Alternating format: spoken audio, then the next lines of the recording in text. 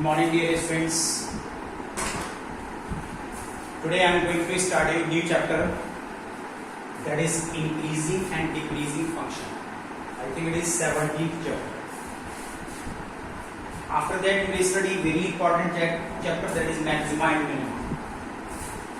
चलिए पहले तो हम लोग इसकी बात करते हैं, increasing and decreasing functions.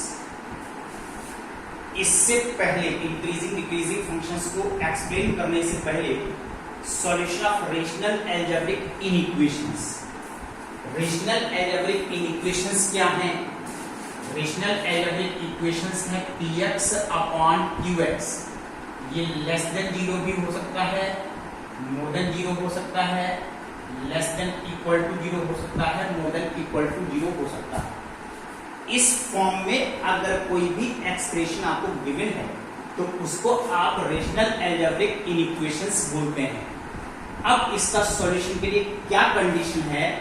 Condition ये है कि इफ a इंटू बी, अगर ये टू अलजेब्रिक फंक्शंस हैं, दोनों का प्रोडक्ट मोर देन 0 है, तो दिस इंप्लाइज दैट तो दोनों ही या तो पॉजिटिव होंगे, a more than 0 and b more than 0, और या फिर दोनों वैल्यू नेगेटिव होंगी, a less than 0 and b less than 0। अगर यहां पर a into be less than 0 है, नेगेटिव है, तो इसमें से एक वैल्यू पॉजिटिव होगी, a more than 0 and b less than 0, या फिर a लेस देन 0 होगा तो यहां पर b मोर देन 0 होना चाहिए।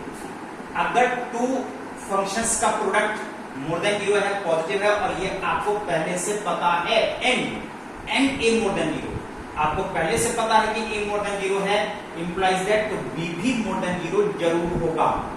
a b लेस देन 0 है अगर नेगेटिव है, एंड a लेस देन 0 आपको पहले से पता है कि a लेस देन 0 नेगेटिव है, तो यहाँ पर b की वैल्यू पॉजिटिव होना चाहिए। These are very important results to solve the rational algebraic equations। तो ये इंक्रीजिंग डिक्रीजिंग फंक्शंस में जो अभी आप लोग पढ़ोगे तो वहां पर हर कंडीशन में आपको रेशनल अलजेब्रिक एक्सप्रेशंस मिलेंगे और उनको आपको सॉल्व करना पड़ता है। चलिए आइए, what do you mean by strictly increasing function? देखिए मैं यहाँ पर स्ट्रिक्टली वर्ड इस्तेमाल क्यों कर रहा हूँ?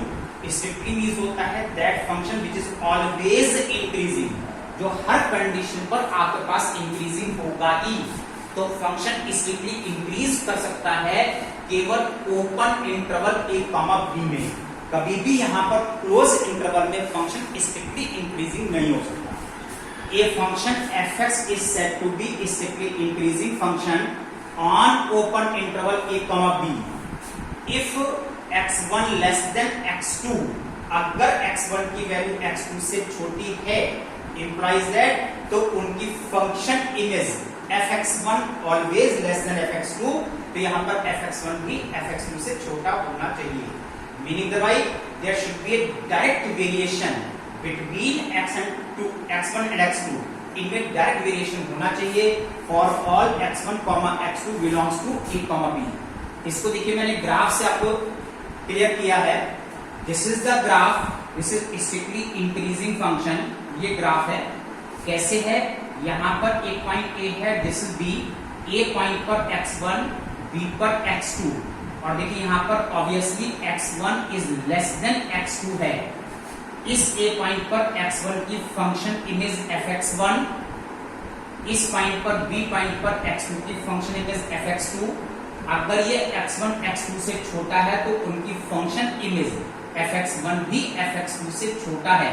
तो such type of graphs are known as strictly increasing functions. ऐसे फंक्शंस को आप लोग स्ट्रिक्टली इंक्रीजिंग बोलते हैं, राइट? दूसरी पहचान क्या होती है? आप इसके किसी भी पॉइंट पर अगर टेंजेंट ड्रॉ कर देते हैं तो एक्स एक्सिस से ऑलवेज मेक्स एक्यूट एंगल, यहाँ पर बनने वाला एंगल हमेशा एक्यूट होना चाहिए। तो ऐसे फंक्शन यहाँ पर स्ट्रिक्टली इंक्रीजिंग फंक्शंस कहलाएंगे। चलिए now we discuss you strictly decreasing functions. अब आपका स्ट्रिक्टली डिक्रीजिंग फंक्शंस से क्या मीनिंग है? नाउ लेट्स सी।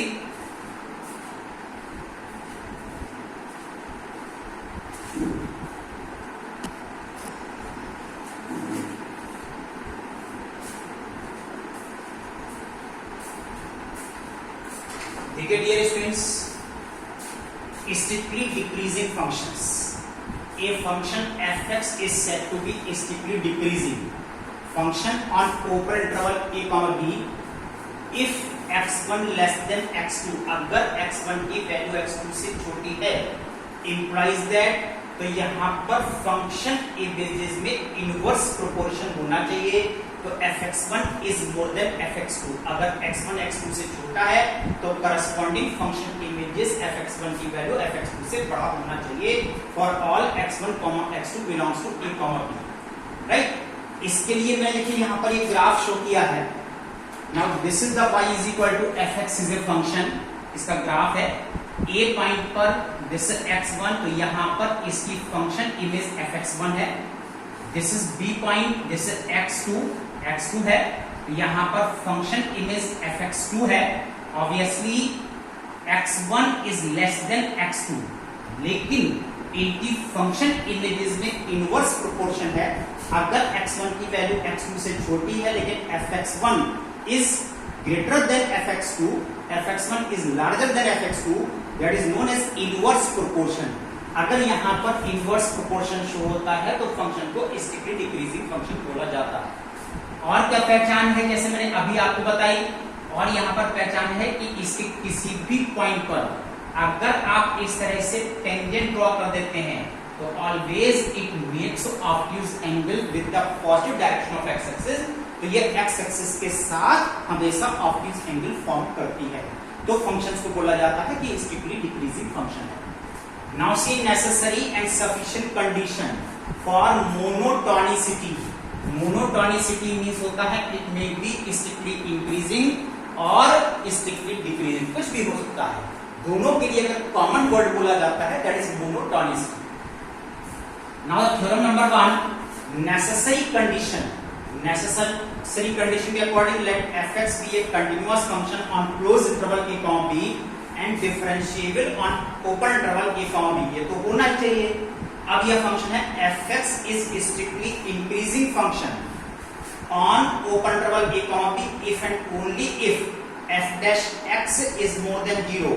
यहाँ पर f dash किसका सिंबल है, slope of the tangent drawn at the given point, जो पॉइंट आपको दिया जाएगा उस पॉइंट पर ड्रॉ गिवन टेंजेंट का slope more than 0 means positive होना चाहिए, mean it makes acute angle with the positive direction of x axis for all x belongs to a, b।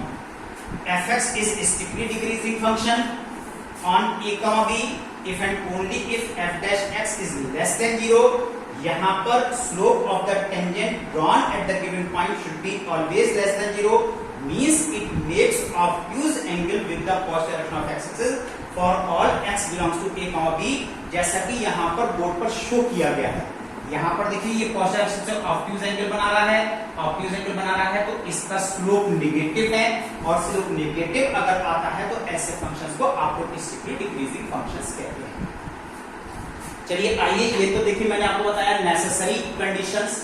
अब मैं यहाँ पर इसकी सफिशिएंट कंडीशन क्या है वो सफिशिएंट कंडीशन में अभी आपको और यहाँ पर एक्सप्लेन करता हूँ। Now let's C sufficient condition.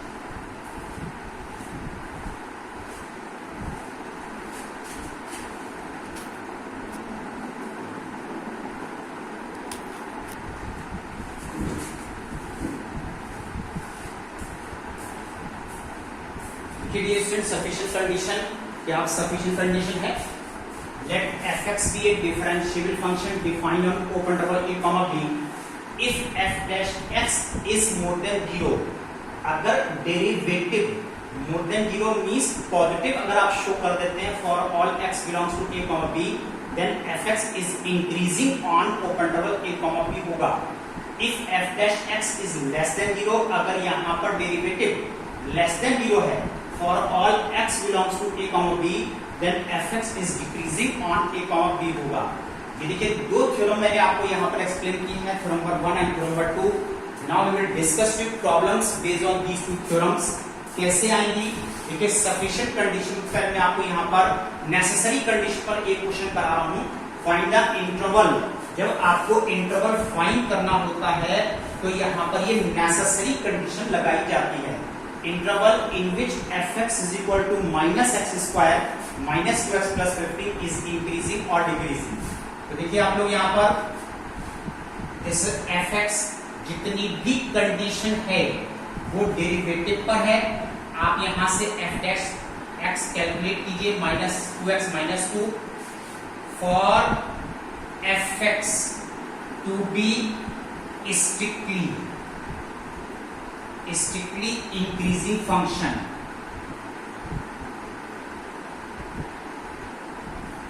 f dash x should be more than 0। यहां पर f dash x more than 0 होना चाहिए, then minus 2x minus 2 more than 0 होना चाहिए।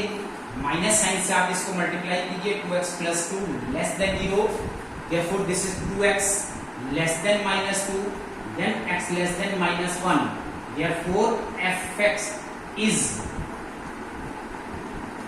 strictly decreasing, strictly increasing function on minus infinite to minus 1। Minus infinite से x की value less than minus 1 है, minus infinite जाएगी माइनस 9 टू माइनस 1। ये strictly increasing function को represent करता है। If fx is decreasing function, तो क्या कंडीशन है? f dash x less than 0। आपने f dash x निकाला था, this is minus 2x minus 2, this is less than 0। Minus sine से आपने मल्टीप्लाई किया है plus 2 more than 0, then 2x more than minus 2, that is x more than minus 1।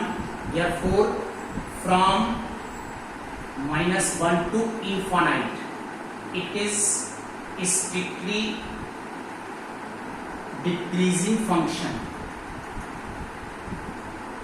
इसका मतलब minus infinite से minus 1 से लेकर के इन्फाइनाइट तक ये फंक्शन स्ट्रिक्टली डिक्रीजिंग फंक्शंस को रिप्रेजेंट करता है। तो डियर स्टूडेंट्स कीप रिवाइजिंग। अभी तो आप इसको रिवाइज कीजिए और पिछले एक्सरसाइज से क्वेश्चन आप लोग कंप्लीट कीजिए। अभी तो मैं आपको यहाँ पर और क्वेश्चन इसके एक्सप्लेन करूंगा, then I will give you homework. और डियर स्टूडेंट्स कल आप लोगों का प्रैक्टिकल डे है, एवरी सैटरडे आप लोगों का प्रैक्टिकल डे रहेगा। Tomorrow I will explain you practical, be careful. कल का आप लोग वीडियो जरूर देखिएगा, तो मैं उसमें आप लोगों को प्रैक्टिकल एक्सप्लेन करने जा रहा हूँ। That's all today, thank you.